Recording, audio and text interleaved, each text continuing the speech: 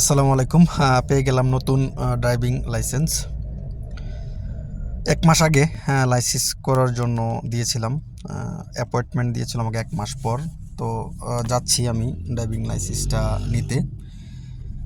তো আসলেই সৌদি আরবে বা আপনি যে দেশে যান না কেন, যদি কোনো কাজ পারেন বা আপনার এক্সপিরিয়েন্স থাকে তাহলে আপনি রাতারাতি দেখা গেছে আপনার ভাগ্যটা বদলে যাবে। ঠিক তেমনিভাবে আমি যখন বাংলাদেশ থেকে আসি সৌদি আরবে, তো আমারও ওইরকম কোনো কিছু শিখে আসি নাই বা কোনো স্কিল ছিল না।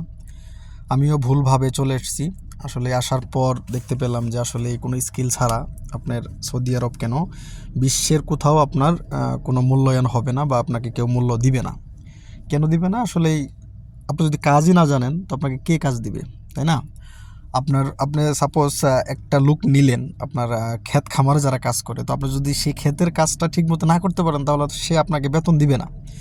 তো এইভাবেই আপনি যদি বাইরে আসতে চান বা যে দেশে যেতে চান না কেন, আপনাকে অবশ্যই সঠিক কাজ বা যে কোনো একটা স্কিল নিয়ে আসতে হবে। তাহলে আপনি দক্ষ হয়ে আসলে আপনাকে পিছন ফিরে তাকাতে হবে না। আর দেখতেই পাচ্ছেন আসলে এই রিয়াদের জ্যামের কথা আসলে আর না বলি। কারণ এই রুটটা ১২ মাস জ্যাম থাকে। হ্যাঁ? এই গাড়ি চলতেছে হুট করে দেখবেন যে জ্যামে পড়ে গেছেন। আর যেখানে যেতে লাগবে আপনার আ আধা ঘন্টা, সেখানে মিনিমাম আপনাকে জ্যামে পড়লে ১ থেকে ১.৫ ঘন্টাও পার হয়ে যায়। তো এই একটি বিরক্তিকর অবস্থা। যারা রিয়াদে গাড়ি চালান অবশ্যই জানেন যে রিয়াদের জ্যামের পরিমাণ কতটা। তো যেটা বলতেছিলাম, আসলে এই ড্রাইভিং লাইসেন্সটা পাওয়ার পর, কারণ আমি অদক্ষ ছিলাম, কোনো দক্ষতা নিয়ে আসি নাই, কোনো স্কিল ছিল না। তবে যাই হোক, আল্লাহর রহমতে উম অনেক শুভাকাঙ্ক্ষীর সাপোর্টে আমি লাইসেন্স করি এখানে।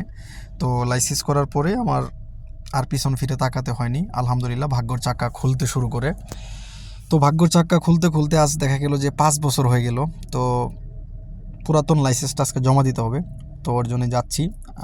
এক মাস আগে সিরিয়াল দিয়ে এসেছিলাম। তখন অনলাইনে শুধুমাত্র লাইসেন্সটা রিনিউ হয়েছিল। বাট আজকে পুরাতনটা দিয়ে নতুনটা নিয়ে আসবো। তো এখানে রাস্তায় প্রচুর জ্যাম থাকবেই, এটা স্বাভাবিক। কারণ শহর যেহেতু রিয়াদ সিটি এটা। তো আপনারাই যারা আসবেন আসলেই যেকোনো একটি স্কিল নিয়ে আসলেই ভালো। কারণ তখন আর আপনাকে কেউ বলবে না যে আসলে সে কোনো কাজ পারে না।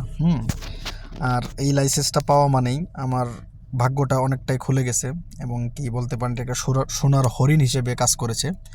এখন আলহামদুলিল্লাহ আমি সৌদি আরবে যেকোনো জায়গায় ফিট ফিট কাজ করার জন্য ড্রাইভিং বা অনলাইন ডেলিভারি বলেন না কেন যেকোনো জায়গাতেই কাজ করতে পারবো।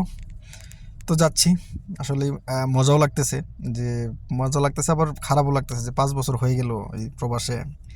এই পুরান লাইসেন্সটা চলে যাবে, নতুন একটা আসবে। আসলে এই লাইসেন্সটাকে আমি ৫ বছর ধরে রেখেছিলাম, খুব যত্ন করে রেখেছিলাম। প্রতিনিয়তই তার যত্ন নিতাম, মাঝে সাঝে দেখতাম। হুম? তো ফাইনালি নতুন লাইসেন্স পেয়ে গেলাম। তো আলহামদুলিল্লাহ সকল কিছুর জন্য আল্লাহর দরবারে লাখো কোটি শুকরিয়া। আবার ৫ বছরের জন্য লাইসেন্সটা বৈধ হয়ে গেল। আর লাইসেন্সটা বানাতে টোটাল আমার খরচ হয়েছিল ৳২৪০ মতো।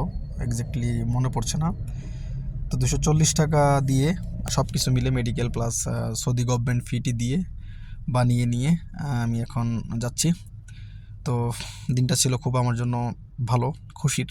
আসলে নতুন কিছু পাওয়া মানেই খুশি, সেটা যেই কিছুই হোক না কেন। তো যারাই আমার ভিডিওটি দেখলেন অবশ্যই দেখে কমেন্ট করবেন কেমন লাগলো। ধন্যবাদ সবাইকে। কথা হবে আবার।